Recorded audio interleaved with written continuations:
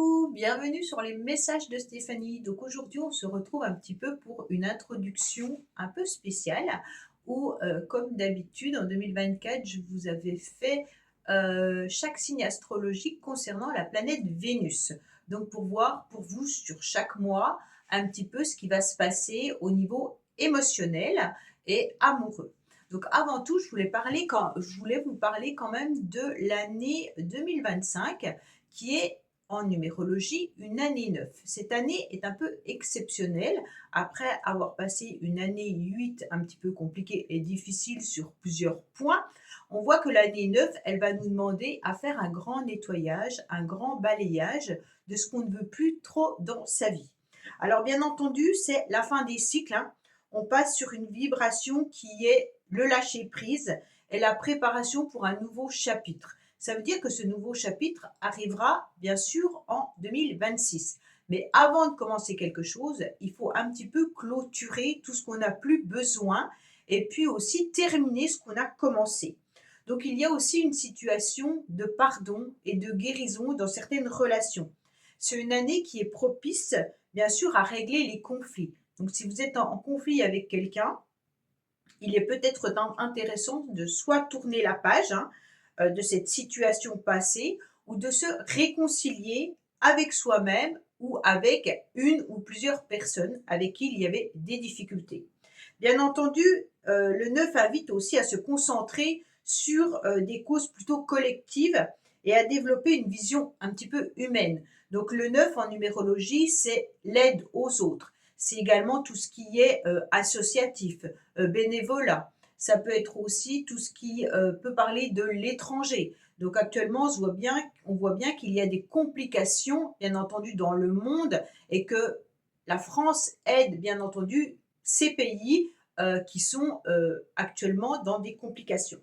On voit bien que c'est aussi un moment de réflexion sur ce qu'on a envie d'accomplir et puis aussi un petit peu les leçons de vie.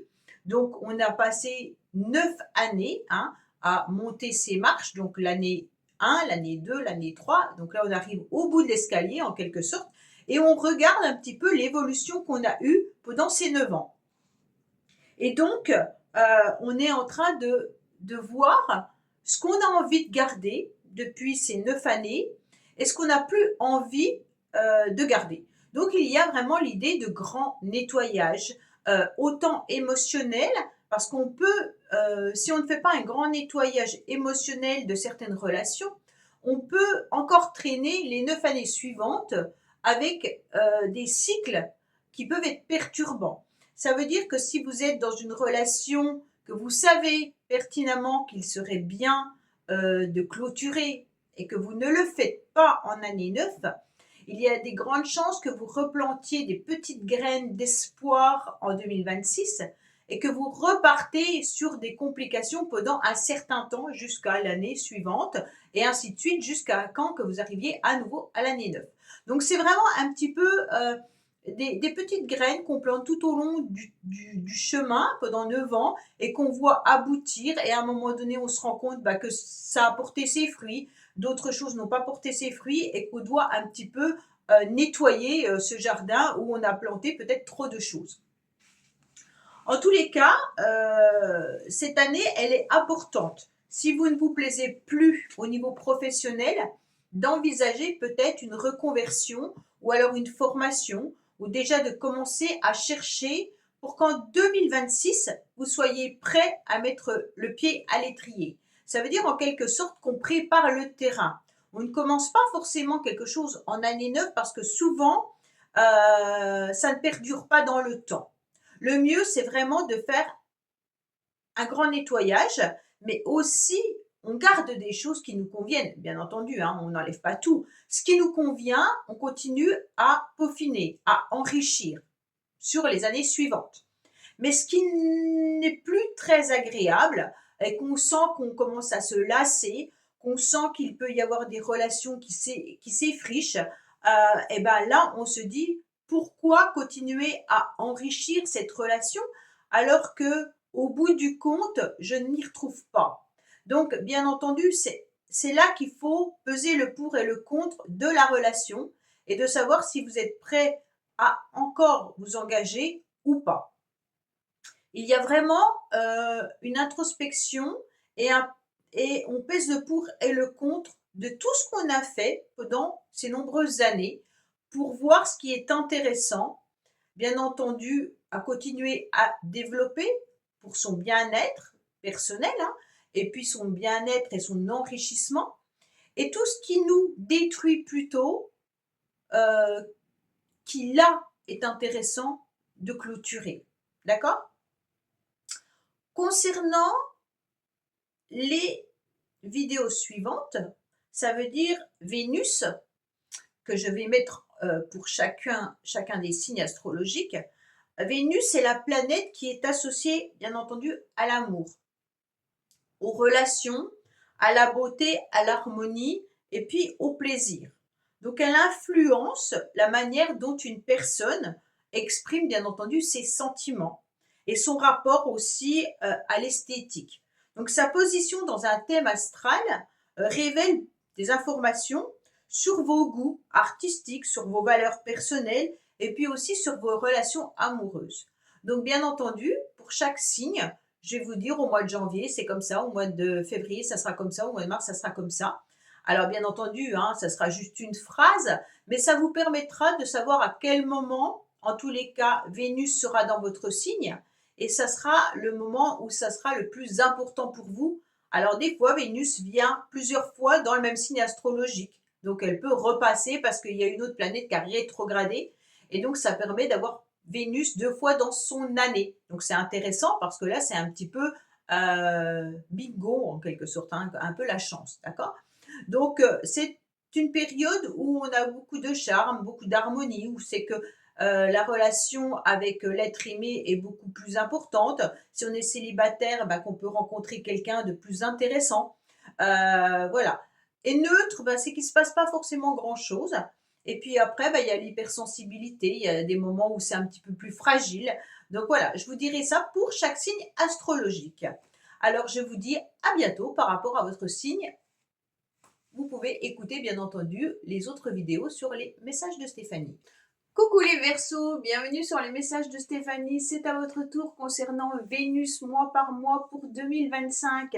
Alors nous avons de la chance les Verseaux puisque Vénus va nous faire une belle faveur. En tous les cas, elle rentre bien entendu comme dans chaque signe une fois par an. Hein. Des fois, il y en a qui en ont deux. Et puis, elle nous apporte beaucoup de bonnes périodes. Donc, on va être satisfait en 2025 côté du charme et de l'amour. Allez, 1er au 4 janvier, c'était là que Vénus est rentrée en Verseau. Donc, c'était une période super agréable, beaucoup de charme, beaucoup de séduction. Donc, c'était une période de chance. Donc, je ne sais pas, elle était courte, hein, mais en 4 jours, je ne sais pas si vous avez eu l'occasion de rencontrer votre âme sœur, mais c'était une agréable période pour pouvoir dire aux autres qu'on s'aime, en tous les cas. 5 janvier au 4 février, c'est une période neutre, d'accord? Mais à partir du 5 février jusqu'au 27 mars, on va être super gâtés. Donc là, ça fait quand même une longue période, hein, où Vénus va nous envoyer des signes où on va plaire, où on aura envie de sortir, qu'on aura envie de bouger, qu'on aura envie de faire des nouvelles rencontres, des nouvelles opportunités. Donc, c'est un moment à ne pas rater. D'accord? Du 28 mars au 30 avril, Vénus, ça sera neutre. Et du 1er mai au 6 juin, en tous les cas, Vénus revient nous apporter une belle opportunité, une belle période. Elle va nous envoyer à nouveau des signes. Donc, on a quand même 2 mois, presque 5 février, 27 mars, 1er mai, 6 juin, hyper agréable à vivre au niveau de la sensualité, au niveau du charme, au niveau du charisme, au niveau des contacts relationnels. Donc, on ose, on bouge, on sort, on va chercher la personne de son cœur, on va aimer, en tous les cas, on va faire des belles choses. Ok? Donc, c'est très, très agréable pour les Verseaux. Du 7 juin au 4 juillet, période pas trop terrible. 5 juillet au 30 juillet, on a Vénus qui vient nous protéger. Donc, on est plus dans du relationnel avec une nouvelle chance qui arrive, avec de la facilité. 1er août au 25 août, on est dans une période neutre. 26 août au 19 septembre, une période hypersensible.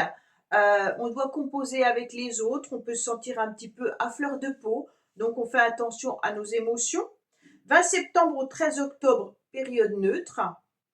14 octobre au 6 novembre, très belle période, beaucoup de charme, séduction, plus, une période encore magnifique, d'accord?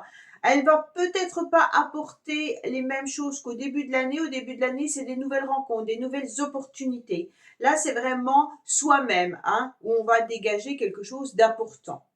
Du 7 novembre au 30 novembre, une période compliquée où il va falloir faire avec les autres et avec ses émotions. D'accord? On peut se sentir à nouveau en fleur de peau. 1er décembre au 24 décembre, à nouveau dans le charme, à nouveau dans la séduction, à nouveau dans du charisme, donc plus. Et du 24 décembre au 31 décembre, on sera dans une période neutre. Alors, quand on calcule tout ça, on se dit que c'est une année où l'amour est au rendez-vous, le charisme est là et qu'il ne faut pas rater cette année 2025, les Verseaux, pour l'amour en tous les cas et pour les nouvelles rencontres amicales et les nouveaux contacts peut-être relationnels, professionnels ou autres. Voilà mes Verseaux, bah écoutez, j'espère que ce petit message sera important pour vous, donc pour tout au long de l'année 2025. Prenez votre petit agenda et notez tout ça et je vous dis à bientôt sur les messages de Stéphanie. Au revoir. Merci d'avoir écouté les messages de Stéphanie. N'oubliez pas, bien entendu, de liker, vous abonner et commenter. Je vous dis à bientôt pour d'autres vidéos.